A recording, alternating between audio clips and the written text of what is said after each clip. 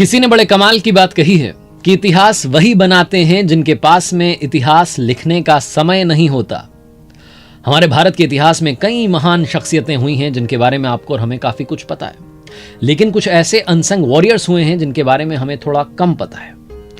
आज मैं जिनकी बात करने जा रहा हूं उनका नाम तो आपने सुना होगा, लेकिन उनकी जिंदगी की कहानियां आप तक शायद कम पहुंची हों। आज मैं बात करने जा रहा हूं मालवा साम्राज्य की महारानी देवी अहिल्याबाई होलकर जी की।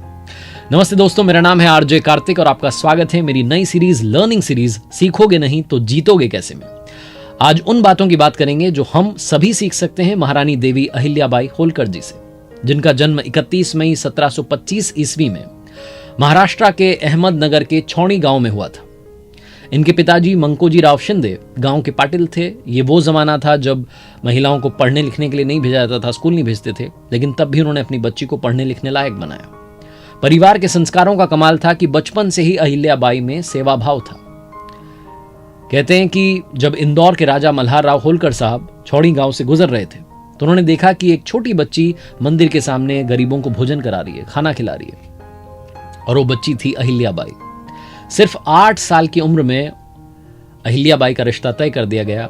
जो इंदौर के महाराजा थे उन्होंने इनका रिश्ता मांग लिया अपने बेटे खांडेराव के लिए, और अहिल्याबाई ब्याह कर शादी कर पहुंच गई होलकर राजघराने में इंदौर। इनके पति एक कुंभेर युद्ध में जो कि 1754 ईस्वी में हुआ था उसमें उनकी जान चली गई। ये दुनिया छोड़कर चले गए और उसके 12 साल के बाद में इनके ससुर जी की भी डेथ हो गई। उसके 1 साल के बाद में इन्हें वो ताज पहनाया गया जो कि मालवा साम्राज्य की इन्हें महारानी बना रहा था। 1767 ईस्वी में देवी अहिल्याबाई होलकर जी बनी मालवा की महारानी, और तब से 1795 ईस्वी तक, जब तक ये इस दुनिया में थी, तब तक इन्होंने एक ऐसा राज किया जो हमेशा हमेशा के लिए मिसाल बन गया। महारानी देवी अहिल्याबाई होलकर जी की जिंदगी की 3 कहानियां आपको सुना रहा हूं जो आपको बताएंगी कि वो कितनी महान थी। सबसे बड़ी लर्निंग जो महारानी देवी अहिल्याबाई होलकर जी से मिलती है वो अनबायस्ड थी। राज्य की जनता हो, प्रजा हो या राज परिवार का कोई सदस्य हो, उनके लिए सब बराबर थे। कभी उन्होंने कोई भेदभाव नहीं किया। इंदौर की घटना है और लोक प्रचलित कथा है कि एक बार महारानी देवी अहिल्याबाई होलकर जी के जो बेटे थे मालोजी राव, उनका रथ निकला बाजार से और उस रथ से एक बछड़े की टकरा करके मृत्यु हो गई। जो बछड़े की मां थी गाय, वो दूर खड़ी थी। जो बछड़ा मर गया तो उसके पास आई और उदास होकर के बैठ गई।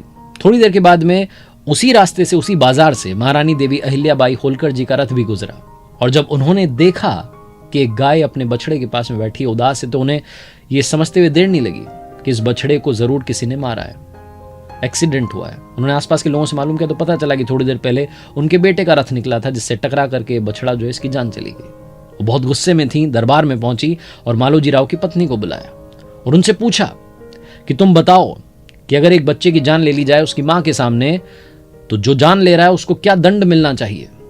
मालोजी राव की पत्नी ने कहा कि उसे प्राण दंड मिलना चाहिए, और महारानी देवी अहिल्याबाई होलकर जी ने ऐलान कर दिया कि मालोजी राव के हाथ पैर बांध दिए जाएं, सड़क पर डाल दिया जाए और रथ से टकरा करके उनकी मृत्यु हो जाए। लेकिन कहते हैं कि उस रथ का सारथी बनने के लिए कोई तैयार नहीं था। जो उनके लोग थे वो ये कह रहे थे कि आप माफ कर दीजिए ना, आप ऐसा मत कीजिए। लेकिन महारानी देवी अहिल्याबाई होलकर जी ने न्याय कर दिया था। जब कोई भी तैयार नहीं हुआ तो वो खुद रथ पर बैठ गई, सारथी बन गई और अपने ही बेटे को कुचलने के लिए तैयार थी। लेकिन तब एक ऐसी घटना घटी जो एक कथा बन गई। ये लोक प्रचलित कथा है कि कहते हैं कि जब वो रथ पर सवार होकर के अपने ही बेटे को दंड देने के लिए आगे बढ़ी तो वो गाय जिसके बछड़े की मृत्यु हो गई थी, जिसके बछड़े को मालोजी राव के रथ ने टक्कर मार दी थी, वही गाय बार बार आड़े आ रही थी, बार बार रास्ते में आ रही थी, खड़ी हो रही थी।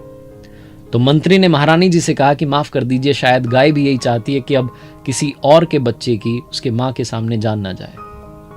महारानी देवी अहिल्याबाई होलकर जी ने अपने बच्चे को माफ कर दिया, और वो गाय जो बार बार आड़े आ रही थी, इसी वजह से उस बाजार का नाम इंदौर में आड़ा बाजार रखा गया। दूसरी सबसे बड़ी लर्निंग जो महारानी देवी अहिल्याबाई होलकर जी से मिलती है वो ये है कि इस दुनिया में हर समस्या का समाधान है।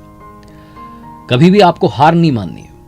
1754 के कुंभेर युद्ध में जब इनके पति शहीद हो गए तो उस वक्त सती प्रथा बहुत प्रचलित थी और ये भी चाह रही थी कि सती हो जाएं। तो इनके जो ससुर जी थे मल्हार राव होलकर जी, उन्होंने मना किया कि नहीं, आपको आगे जो है साम्राज्य को संभालना है। लेकिन 12 साल के बाद में ससुर जी की डेथ हो गई। उसके 1 साल के बाद में इनके बेटे की भी मृत्यु हो गई। तो फाइनली 1767 में इनको वो साम्राज्य संभालना पड़ा। और जब ये इंदौर की महारानी बनी तो जो आसपास के पेशवा थे, राजा थे, उनको ये रास नहीं आया कि भाई एक महिला गद्दी पर बैठ गई। तो उन्होंने प्लान किया कि हम जो है आक्रमण करते हैं, कमजोर है यहाँ की रानी और ये जो साम्राज्य इसको हथिया लेते हैं। तो इसी प्लानिंग के साथ में पेशवा जो है सेना के साथ में इंदौर के पास में पहुंच गए। अब क्या किया जाए? तो महारानी देवी अहिल्याबाई होलकर जी ने अपने सेनापति तुकोजी राव के साथ में एक चिट्ठी भिजवाई। वो चिट्ठी उन्होंने खुद लिखी थी और उसमें लिखा था कि पेशवा साहब, अगर आप युद्ध के लिए आमादा हैं तो आ जाइए, हम इंदौर के दरवाजे खोल देते हैं और युद्ध करने के लिए तैयार हैं।